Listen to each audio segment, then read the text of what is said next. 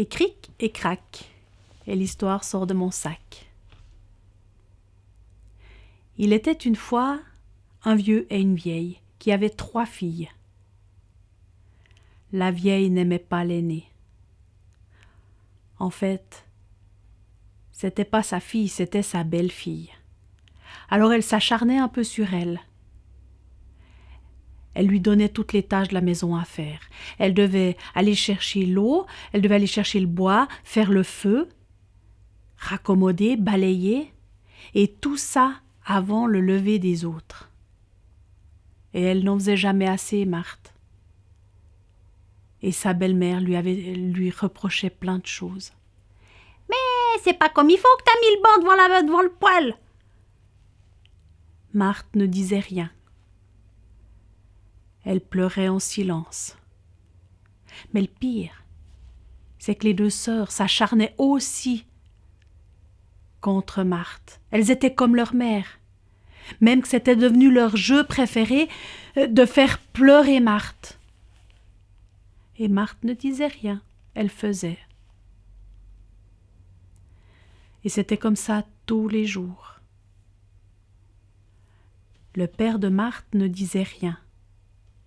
C'était un homme faible. Il n'était pas d'accord. Mais il ne disait rien. Les années ont passé et maintenant c'est l'âge de marier les jeunes filles. Un jour la vieille a dit à son mari: « Eh bien, il est temps de marier Marthe. » Pour elle, c'était un moyen de s'en débarrasser. Le père a bien réfléchi. Quelle partie on pourrait donner à Marthe? Mais il n'avait pas vraiment d'idée. Mais un matin, la vieille, elle a dit: « Alors, eh bien, je crois que ce sera demain le grand jour. Nous amènerons Marthe à son fiancé. » Le père était heureux. Sa femme avait trouvé une idée pour sa fille. Et puis Marthe, l'idée d'aller en visite chez quelqu'un, ça l'a vraiment réjouie. La vieille a insisté. « Alors, n'oublie pas de bien préparer tes affaires, Marthe. Tu mets tout ça dans une boîte. » Et toute la journée, Marthe s'est affairée à préparer ses affaires. Oh, elle n'avait pas grand-chose. Elle a juste rempli une petite boîte. Elle a préparé ses habits qu'elle a bien nettoyés. Et puis Marthe s'est vite mise au lit ce soir-là. Elle se réjouissait pour le lendemain. Et le lendemain, le père s'est levé tôt pour atteler la jument au traîneau. Marthe aussi, elle s'est levée encore plus vite que d'habitude. Elle s'est lavée, elle s'est habillée avec les habits qu'elle avait, les plus beaux qu'elle avait.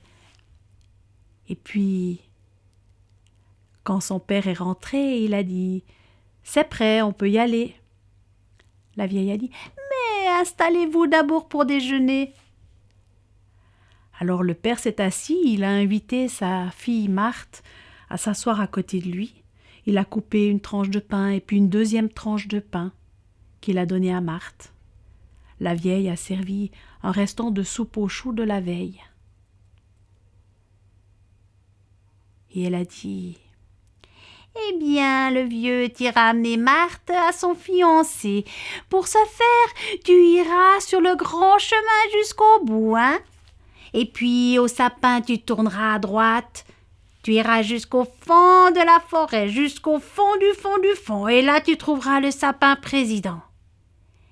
Et là, tu donneras Marthe à son fiancé, le gel craquant. » Le père a ouvert la bouche, écarquillé les yeux.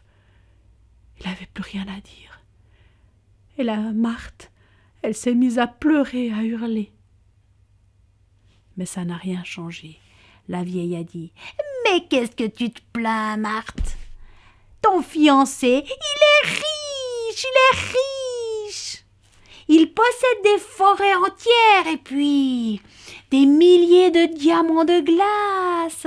Il est riche. » Marthe, comme d'habitude, n'a plus rien eu à dire. Le vieux l'a fait monter sur le traîneau et ils sont partis. Le traîneau a glissé sur le grand chemin, jusqu'au groupe de sapins, et puis l'a tourné à droite. Ils sont entrés dans la forêt. Là, au pied du grand sapin président, le vieux a dit au revoir à sa fille. Il lui a donné sa boîte en disant « Ma fille, fais bon accueil à ton fiancé. » Et il est parti. Marthe était au pied du grand sapin. Elle avait déjà froid, même si son père lui avait encore donné une peau de mouton pour résister au froid. Mais elle avait les mains qui s'engourdissaient. Et puis elle l'a entendu. Elle a entendu les sifflements, les craquements qui s'approchaient.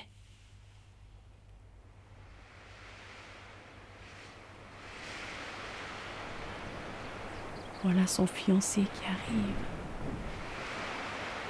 Il s'est mis au sommet du sapin président. « Vous avez chaud, jeune fille, vous avez chaud, belle fille. »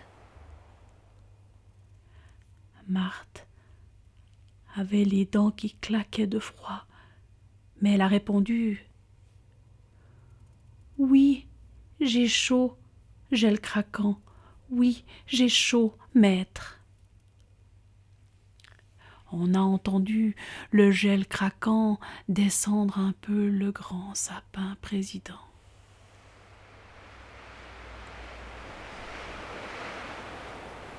Vous avez chaud, jeune fille, vous avez chaud, jeune fille. Marthe, qui était glacée, qui ne sentait plus ni ses jambes, ni ses mains, ni ses bras, elle a répondu « Oui, j'ai chaud, gel craquant. Oui, j'ai chaud, maître. » On a encore entendu le gel craquant descendre le long du sapin président.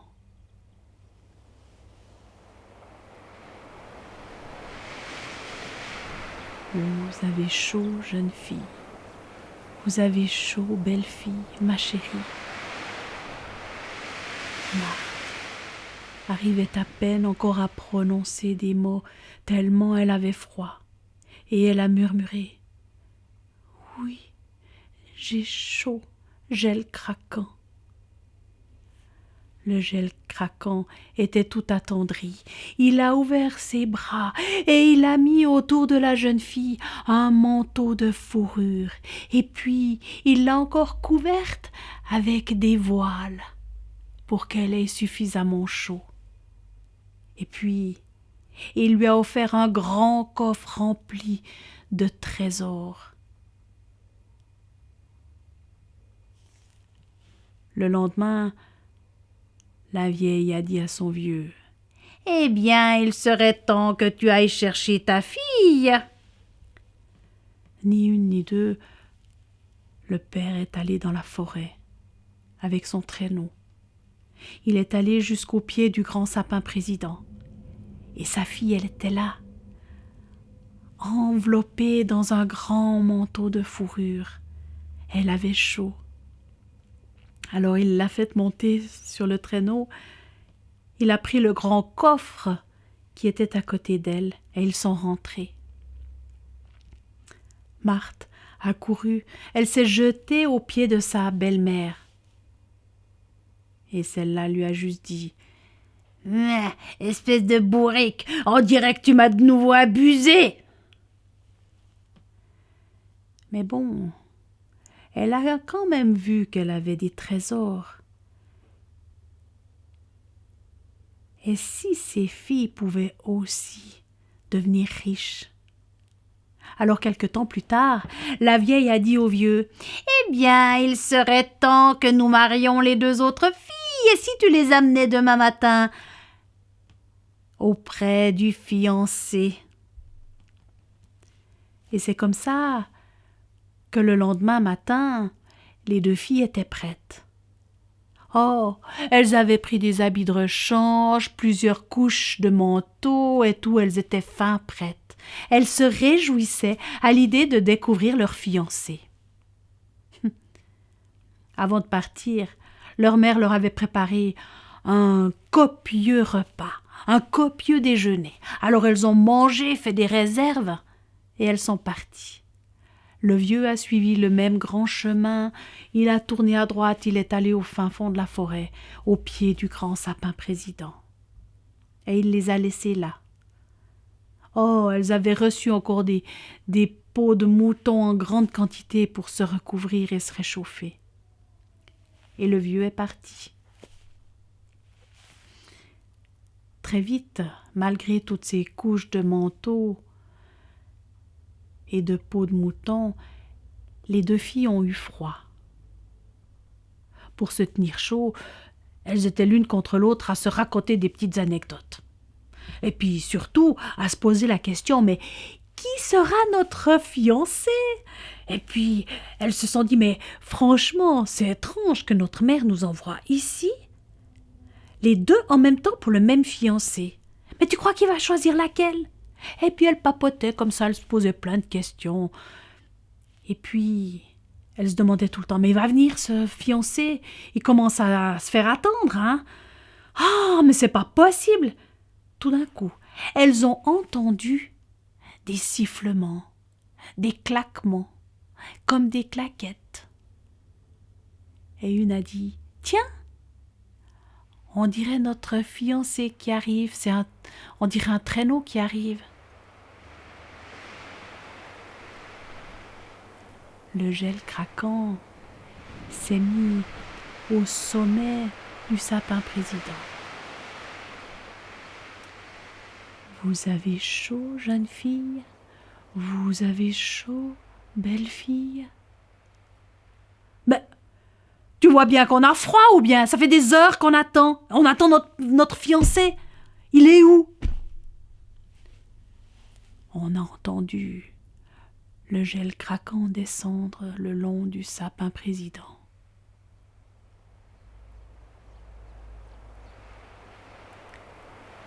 Vous avez chaud, jeune fille.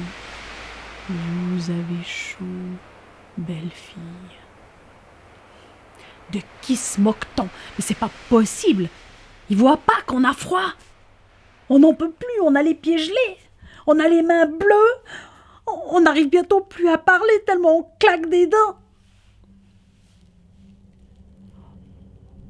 On a entendu le gel craquant descendre encore quelques branches.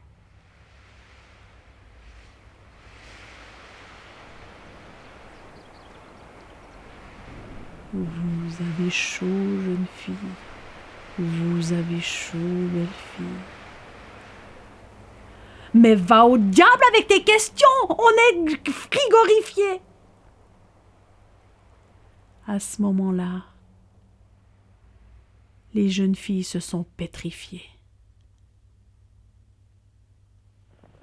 Le lendemain matin, la vieille, toute contente, dit à son vieux, « Écoute, il faut les chercher, les filles, là, dépêche-toi !» Et c'est comme ça que le vieux est allé avec son traîneau jusqu'au sapin président. Quand il est arrivé, il y avait là, au pied du sapin président, 2 corps pétrifiés. Il les a pris, les a posés délicatement sur le traîneau, il a mis une couverture dessus et il est rentré. Quand la vieille l'a aperçu, elle lui a dit « Mais t'as mis où mes filles? Elles sont où ?» Alors il a levé la couverture, et là la vieille a compris. Alors elle a pleuré, hurlé. « C'est ta faute! Mais je t'avais dit de pas les amener !» Et le vieux lui a dit « Écoute, c'est toi qui voulais qu'elles reçoivent plein d'argent. C'est toi qui voulais absolument qu'elles aillent. C'est à toi d'assumer. » La vieille a encore pleuré plusieurs jours. Et puis finalement, elle s'est décidée de faire la paix avec sa fille. Et puis, depuis ce jour-là, les trois ont vécu dans un grand calme. Ils se sont bien entendus. Quelques jours plus tard, le jeune homme, le voisin, est venu demander la main de Marthe. Et Marthe a eu de belles noces. Il paraît que le vieux, il a ensuite enseigné à ses petits-enfants à craindre le gel et surtout à ne pas s'entêter. Et cric et crac, et mon histoire rentre dans mon sac.